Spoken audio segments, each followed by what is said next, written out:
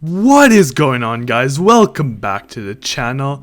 Today, if you've read the title, we will be talking about how you can actually still kind of sword swap after the sword swap patch.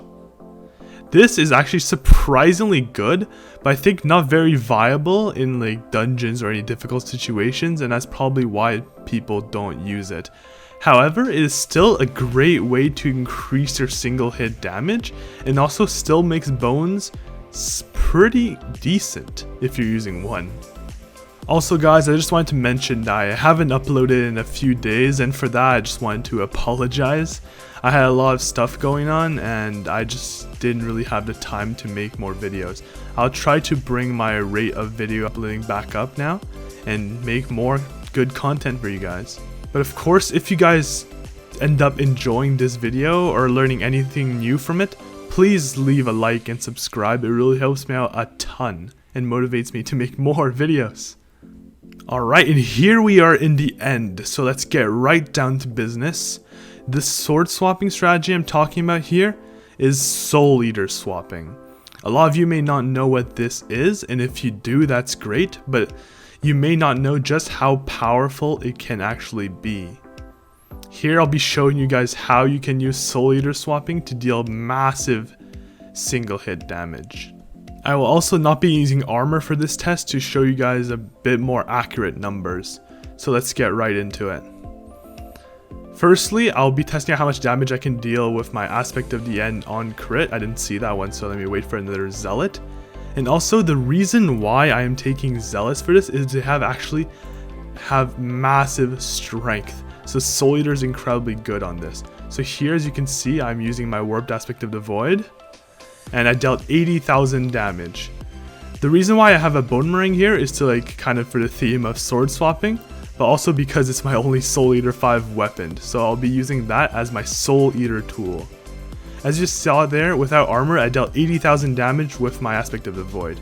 Now I will kill a Zealot with my Boomerang, just like normal, nothing. And I swap back to my Aspect of the Void, everything is normal.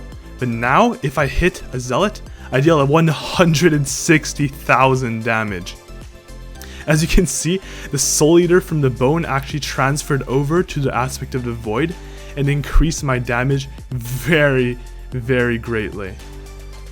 So now, I'm even going to show you what you can do with this Boomerang and your fist. It could be a pretty awesome flex, as right now I'm not wearing any armor. I kill this Zealot with my Boomerang.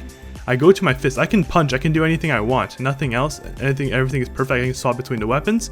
But if I punch, I will deal 72,000 damage with my fist, just from the Soul Eater from the Boomerang. As you can see, guys, this Soul Eater swapping technique is incredibly powerful, especially with high soul strength mobs.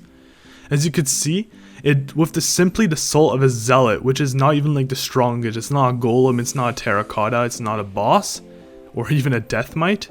It already doubled the damage of my Aspect of the Void and multiplied my fist damage by 1,000.